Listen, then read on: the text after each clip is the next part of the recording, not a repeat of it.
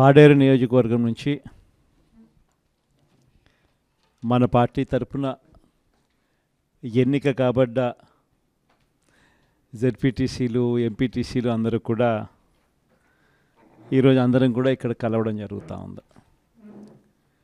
దాదాపుగా 85 చోట్ల పాడేరు నియోజకవర్గంలో ఈ ఎన్నిక జరిగితే మన పార్టీ తరపు నుంచి 57 స్థానాలు మనం గెలిచాం.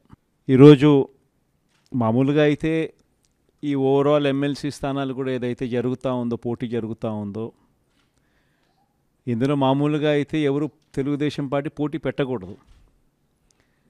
నైతిక విలువలు ఉన్న ఏ పార్టీ అయినా పోటీ పెట్టకూడదు. ఎందుకంటే 600 చిల్లర స్థానాలు మనం గెలిచినాం. వాళ్ళు గెలిచింది కేవలం 200 చిల్లర స్థానాలు వాళ్ళు గెలిచినారు. మనకు వాళ్ళకు మధ్య తేడా దాదాపుగా 387 స్థానాలు వాళ్ళకు మనకు తేడా ఉంది.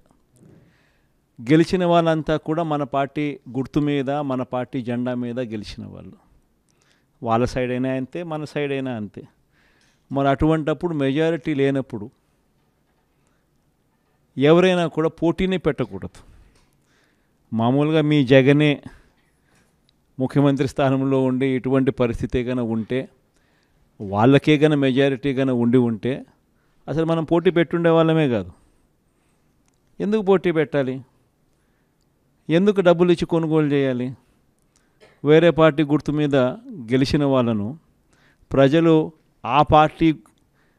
వాళ్ళకు ఓట్లు వేసింది ఆ పార్టీ గుర్తును చూసి, ఆ పార్టీ పేరు చెప్పి, ఆ పార్టీ గుర్తును చూసి, ఆ పార్టీ తరపున వెళ్ళి ఓట్లు అడిగిన తర్వాత, గెలిచిన తర్వాత అటువంటి వాళ్ళను మనం ముఖ్యమంత్రిగా ఉన్నాం కదా, పోలీసులు మన చేతుల్లో ఉన్నారు, అధికారులు మన చేతుల్లోనే ఉన్నారు, డబ్బులు మన దగ్గర దండిగా ఉన్నాయి కాబట్టి ఆ డబ్బులు మనం ఖర్చు చేసి మనం ఎటువంటి పరిస్థితుల్లో అధర్మంగా అయినా కూడా మనం గెలిచాలి కదా అని ఆలోచన చేసి, అదే కార్యక్రమం ముఖ్యమంత్రిగా ఉన్న వ్యక్తిగా మనం చేసి ఉంటే అది ధర్మమేనా? ఇది ధర్మం కాదు. చంద్రబాబు నాయుడు నైజం మాత్రం చూపిస్తూనే ఉన్నాడు. ఈరోజుకి కూడా అధర్మంగా యుద్ధం చేసే కార్యక్రమం జరుగుతూనే ఉంది.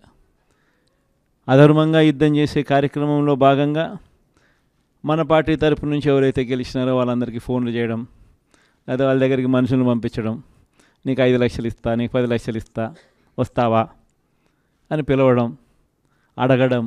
ఎంత మటుకు అంటే రాజకీయాలలో విలువలు అనేటివి పూర్తిగా అట్టడుగు స్థానంలోకి తీసుకొని పోయే కార్యక్రమం జరుగుతూ ఉంది. ఏ రోజైనా కూడా ఒక రాజకీయ నాయకుడు ఎదగాలంటే మాత్రం విలువలు, విశ్వసనీయతతో కూడిన రాజకీయాలు చేస్తేనే ఆ రాజకీయ నాయకుడు ఎదుగుతాడు. ఏ రోజైతే మనం మన క్యారెక్టర్ని అమ్ముకుంటామో, ఏ రోజైతే మనం విలువలను, విశ్వసనీయతను రెండింటినీ కూడా పక్కన పెట్టి రాజకీయాలు చేయాలని ఎప్పుడైతే మనం ఆలోచన చేస్తామో, అప్పుడు ప్రజలకు సమాధానం చెప్పడం కథ దేవుడు ఎరుగు, ఇంట్లో కూడా మనకు గౌరవం ఉండదు. ఇంట్లో కూడా మనకు గౌరవము, వాల్యూ ఉండదు అన్న సంగతి ప్రతి ఒక్కరూ కూడా గుర్తుపెట్టుకోమని కోరుతా ఉన్నా. నేనైతే నా జీవితంలో రాజకీయాలు నేను అట్టే చేశాను. నేను కాంగ్రెస్ పార్టీ నుంచి బయటకు వచ్చినప్పుడు వెనక్కి తిరిగి చూస్తే నా వెనకాల ఎవరు లేరు. నేను, మా అమ్మ ఇద్దరమే బయటకు వచ్చింది. నాతో పాటు కొంతమంది ఎమ్మెల్యేలు వస్తామంటే కూడా నాతో పాటు రావాలనుకున్న ఎవరైనా కూడా రాజీనామా చేసి రావాలా అని చెప్పిన. ఈరోజు అక్కడి నుంచి మొదలు పెడితే కేవలం ఇద్దరం పార్టీ నుంచి బయటకు వచ్చి మొదలు పెడితే ఈరోజు దేవుని దయతో ప్రతి అడుగులోనూ కూడా విలువలతో కూడిన రాజకీయాలే చేశాము, విశ్వసనీయతతో కూడిన రాజకీయాలే చేశామని గర్వంగా తలెత్తుకొని కూడా చెప్పగలుగుతాం. ఎందుకు మొన్న ఎలక్షన్లే 2014 ఎలక్షన్ మీ అందరికీ గుర్తుండే ఉంటుంది. మనం ఓడిపోయాం ఆ ఎలక్షన్. ఓడిపోయేటప్పుడు కూడా నా దగ్గరికి చాలామంది వచ్చినారు. మన వాళ్ళే నా దగ్గరికి కూడా వచ్చినారు. మన మంచి కోసమే చెప్పారు, నా మంచి కోసమే చెప్పారు. అన్న చంద్రబాబు నాయుడు ఇష్టం వచ్చినట్టు అబద్ధాలు ఆడుతూ ఉన్నాడు, రైతులకు రుణమాఫీ అంటూ ఉన్నాడు, మహిళలకు రుణమాఫీ అంటూ ఉన్నాడు, ఇంటింటికి ఉద్యోగం అంటున్నాడు, ఉద్యోగం ఇకపోతే 2000 అంటున్నాడు, ప్రతి ఒక్కరికి 3 సెంట్ల స్థలం అంటూ ఉన్నాడు. ఈయన చంద్రబాబు నాయుడు అంటా ఉన్నాడన్నా, మనం కూడా అనకపోతే ఎట్టా, మనం కూడా రైతులకు రుణమాఫీ చేయకపోతే చేస్తామని చెప్పకపోతే ఎట్టా, ఫస్ట్ చెప్పేసేయండి నా, మళ్ళీ సంగతి మళ్ళీ చూస్తాము అని నాతో కూడా చెప్పినారు.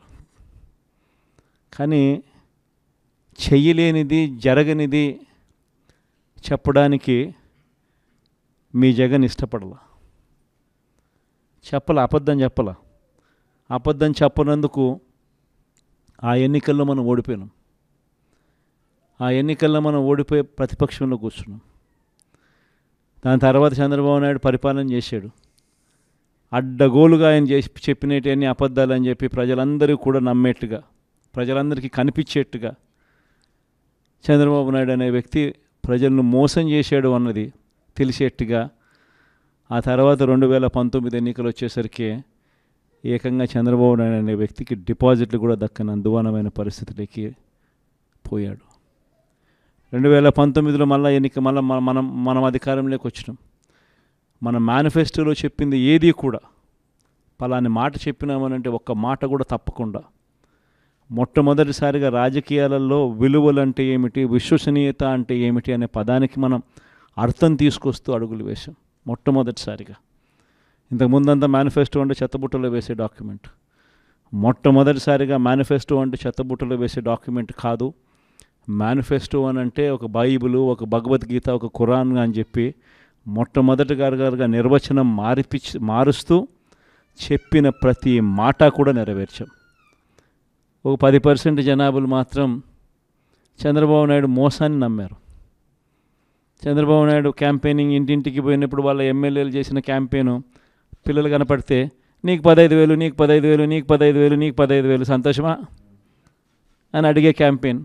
వాళ్ళ అమ్మ కనపడితే నీకు 18,000 సంతోషమా అని అడిగే క్యాంపెయిన్.